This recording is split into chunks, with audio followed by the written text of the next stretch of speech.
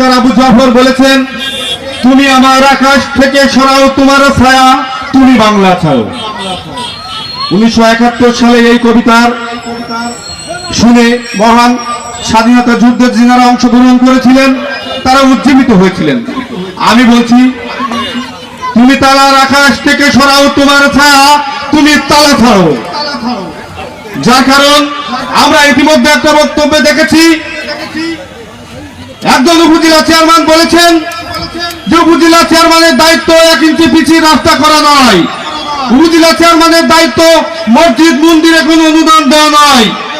আরে ভাই, আপনার যদি দায়িত্ব না থাকে আপনি তালা মানুষের কাছে মারছে যে বিদায় হন, আপনার জায়গায় তালা উপজেলা নয়।